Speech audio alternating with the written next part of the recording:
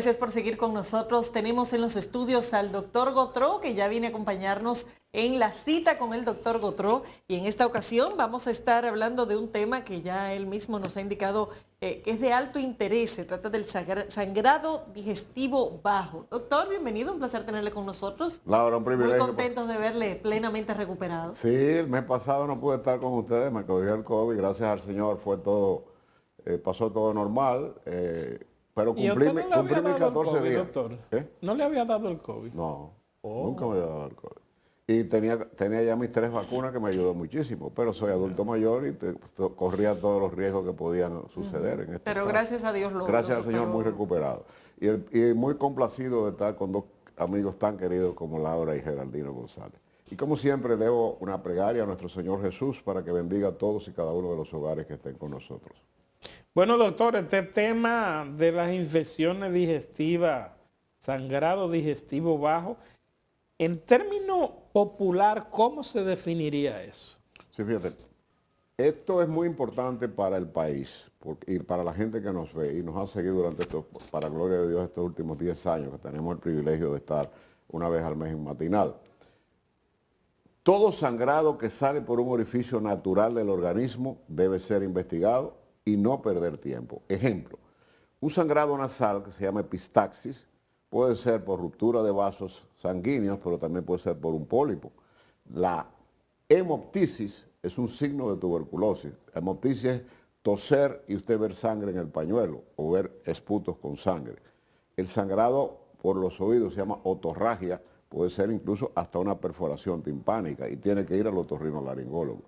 El que orina, sea hombre o mujer, que hay muchísimas personas que nos están mirando, que hacen sus necesidades fisiológicas y no las ve, usted tiene que ver lo que sale de su organismo siempre que lo hace, porque el organismo no le dice voy a sangrar, sino sangra. Entonces, esa hematuria es el nombre de la orina con sangre y tiene que ser revisado por un nefrólogo. Entonces, el sangrado vaginal fuera de la temporada menstrual, que se llama metrorragia, debe irse a un ginecólogo porque puede ser el signo de la aparición de un fibroma uterino o de un sangrado por algún tipo de problema más avanzado. El sangrado digestivo superior, por eso se divide en sangrado digestivo superior, porque es el que ocurre en el estómago, primera, segunda, tercera porción del duodeno, hasta un ángulo que se llama el ángulo de Tritz, que divide la parte superior del aparato digestivo que consta por boca, esófago, estómago, primera, segunda y tercera porción del duodeno. Ahí está el ángulo de Tritz. De ahí hacia arriba se denominará sangrado digestivo superior. Y en la persona que hace un sangrado digestivo superior, o por problemas digestivos propios o por problemas hepáticos terminales, porque el hepático crónico, el cirrótico crónico, sobre todo el alcohólico, desarrolla varices esofágicas y ese es el gran vómito de sangre que sale por la boca, donde se forman tantos coágulos que cuando cae la sangre, nuestra gente del campo dice, don fulano murió porque vomitó el hígado. Ese es un término muy Sí. dominicano que nosotros hemos escuchado. El hígado no se vomita, es simplemente la enorme cantidad de sangre que ha producido la ruptura de las varices esofágicas que produce esto, y esto se llama hematemesis. Y el sangrado digestivo inferior, que es el tema que he querido traerle a los amables televidentes de ustedes en el día de hoy, es una de las causas importantes que debemos tener en cuenta. Ese sangrado puede ocurrir como hematoquexia, que es un sangrado digestivo que viene con las materias fecales, un sangrado digestivo rojo, color vino,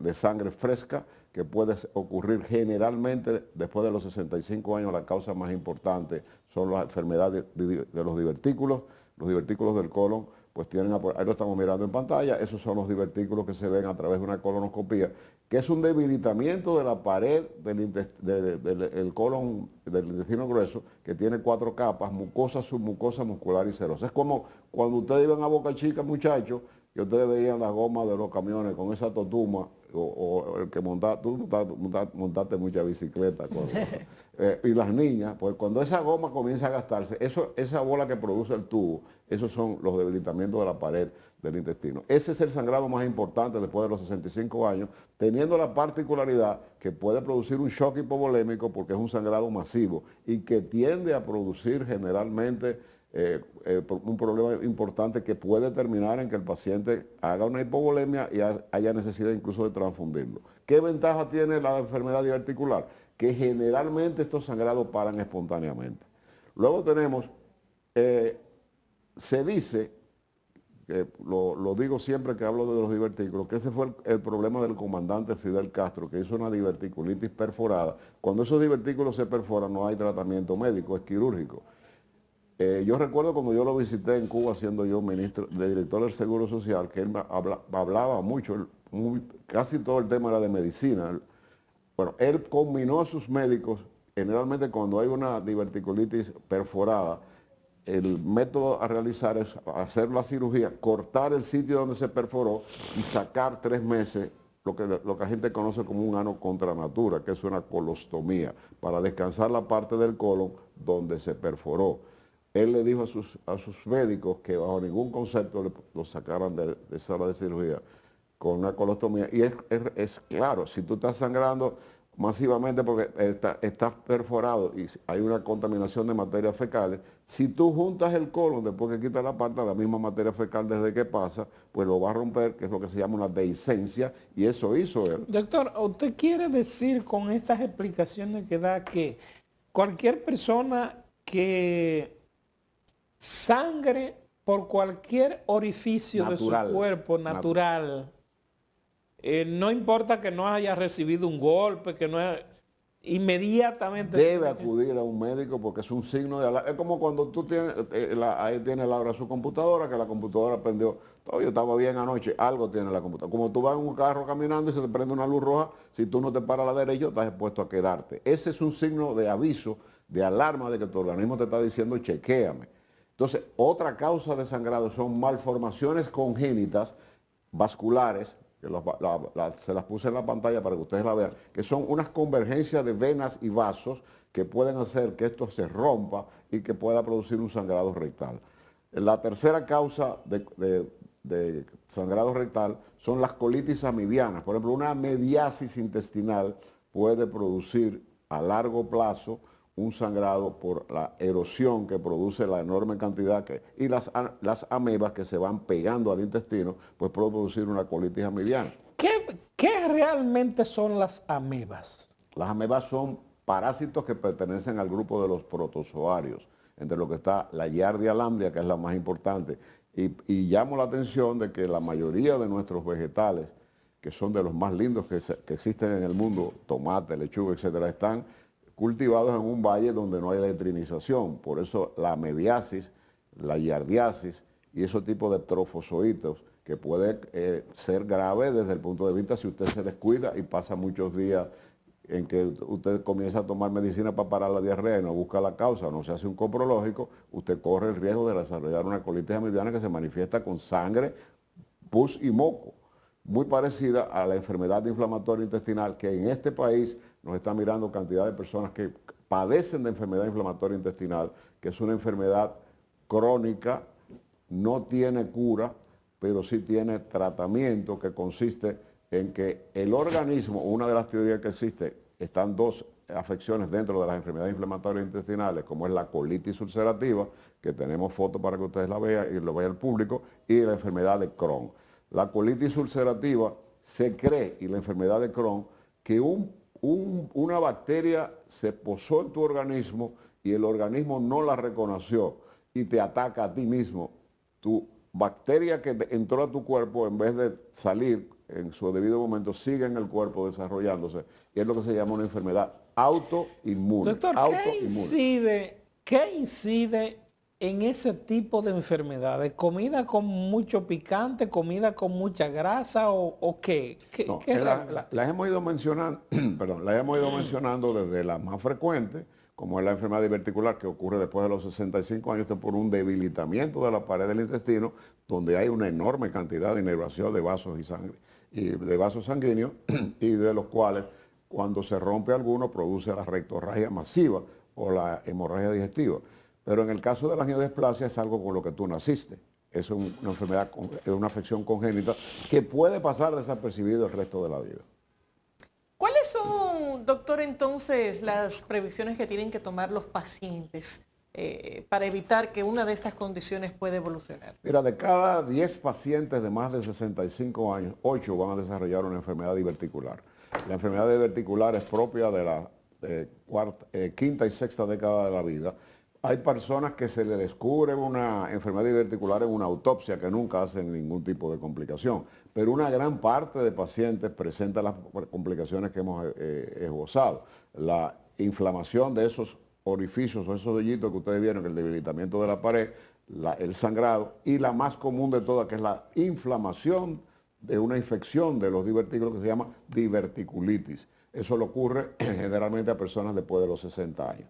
Entonces tenemos que la causa más frecuente de hemorragia rectal en todo y cada uno de los pacientes vivos son las hemorroides o almorranas, que es una dilatación del plexo hemorroidal. La mujer desarrolla hemorroides casi siempre en el séptimo, octavo y noveno mes del parto, porque a medida que el bebé va creciendo, va comprimiendo el intestino delgado, el intestino grueso lo va haciendo más delgado y la mujer tiene que pujar mucho para evacuar. Y esa etapa, la mayoría, sobre todo las mujeres multíparas que realizan partos ceutóxicos. Hoy, con la evolución que está teniendo la medicina, de cada 10 mujeres a 9 se le hacen una cesárea. Para el producto de las defensas que produce un parto vaginal para el bebé y para la madre, de ese trayecto es enormemente beneficioso. Ya ustedes las mujeres han comprendido que hubo una etapa que la estética mató a la ciencia, en que las mujeres casi todas le daban a sus niños leche de fórmula para conservar su figura de sus mamas, de sus senos.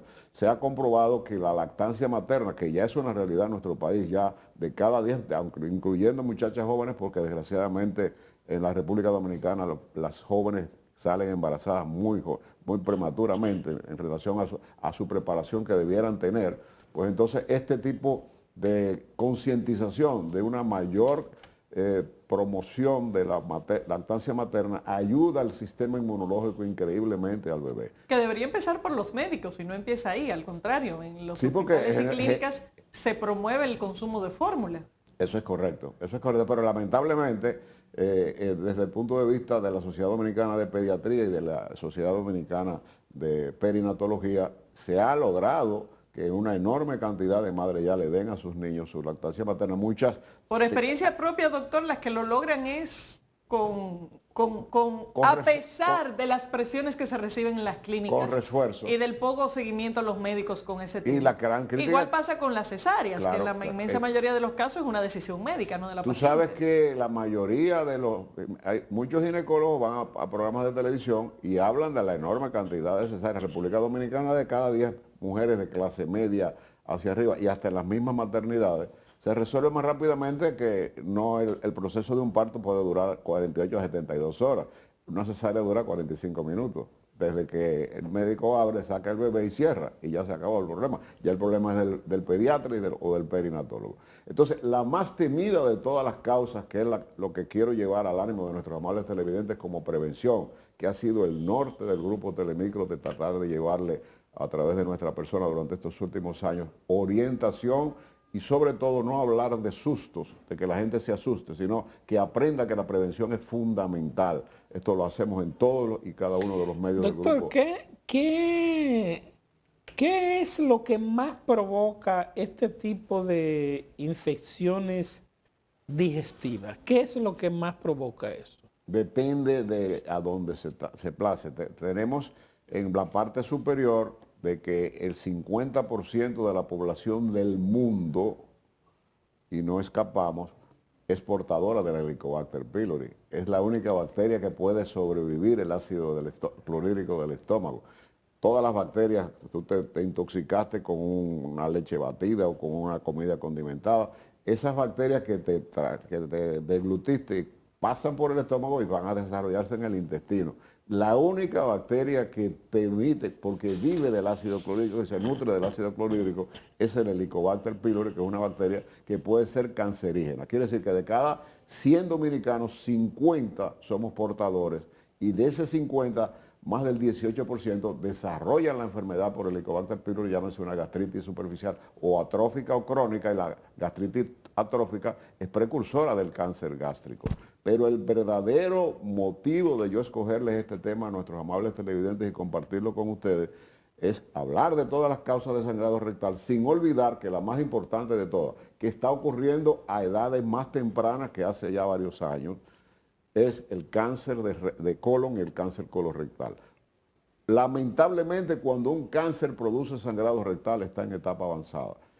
El cáncer de colon izquierdo, el colon izquierdo es más estrecho y quizás el paciente le puede dar algunas señas en el momento que el cáncer comienza a avanzar dentro del intestino, y usted va a ver que ¿por qué yo estoy evacuando que parecen cintas o evacua escívalos? La S que no se ven compactadas. Pero un pólipo no puede provocar sangrado.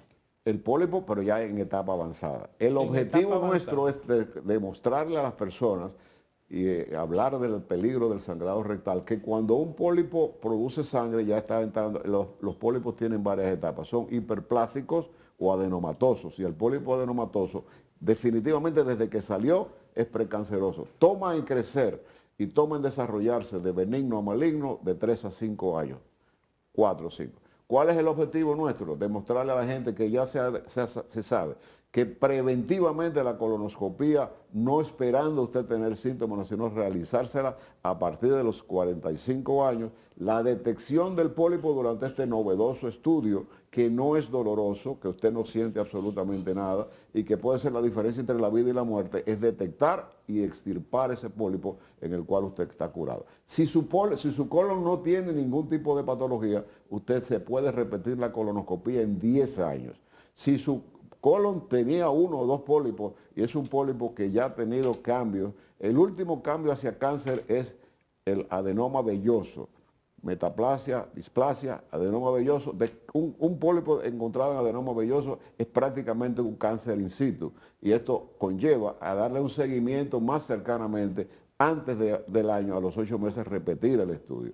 Entonces, la mayoría de las personas, hace muy poco tiempo, el cáncer de colon, sobre todo el ejemplo nuestro es Estados Unidos, que es el país de mayores estadísticas. República Dominicana hemos avanzado enormemente en la ciencia, pero tenemos un estancamiento en nuestras estadísticas que no estamos a la altura de la calidad de la medicina porque puedo esbozar con mucho orgullo que en todos los niveles y en todas las especialidades hemos tenido en el país en tecnología. Nuestro aspecto es trabajar en estadísticas, porque las estadísticas son las que nos dan idea de cómo debemos manejar las cosas. Hace 10 años el cáncer de colon era la 4ª causa de muerte por cáncer en los Estados Unidos. Estaba el cáncer de pulmón, el cáncer de próstata, el cáncer de mama y el cáncer cérvico-uterino. Ya el cáncer cérvico-uterino ha disminuido considerablemente en República Dominicana, a excepción de los oncológicos, que nuestra gente del campo, nuestras mujeres del campo, están llegando muy tarde.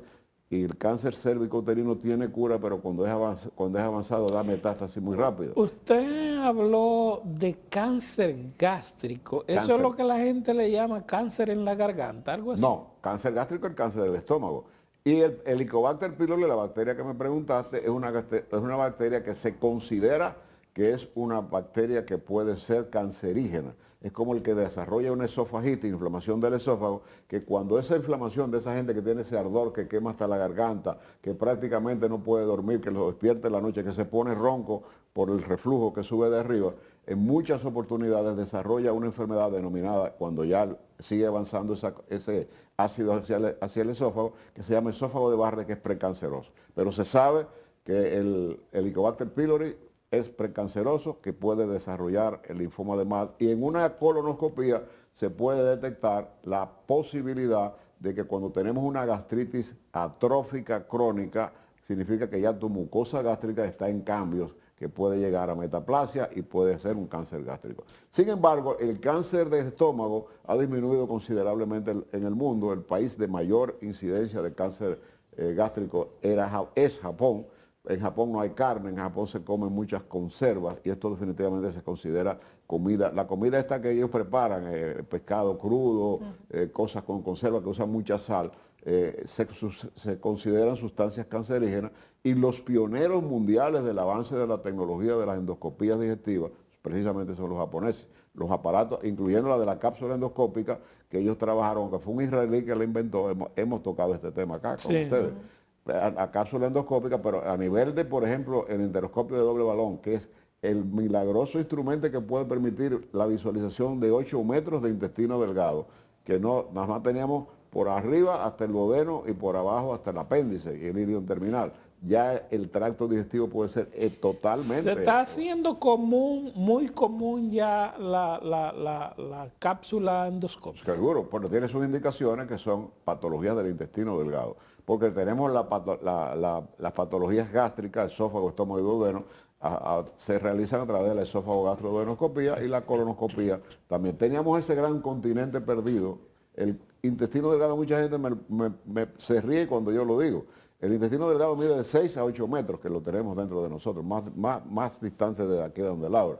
Ese es el intestino delgado, pero es el órgano donde ocurre la gran absorción de todo lo que nosotros ingerimos de nuestros nutrientes. Y hay enfermedades del intestino delgado muy importantes, como puede ser, por ejemplo, eso hablé ayer en extremo, la enfermedad celíaca, que es la intolerante al gluten.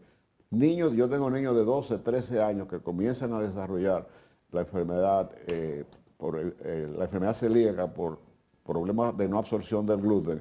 Imagínate cómo tú le dices a un niño de 14 años que tú no puedes comer pizza cuando sale con los amiguitos, que no puedes comer pan, que no puedes comer espagueti, o tacos, muy duro. Y hay muchos casos en la República. Doctor Rafael Gotro, gracias por conversar con nosotros, como siempre. Señores, despedimos al doctor Gotro y a la cita del doctor Gotro como cada mes aquí en Matinel. No, gracias a usted, doctor. Señores, llegamos también al final de esta entrega. Gracias por la sintonía. Nos vemos mañana.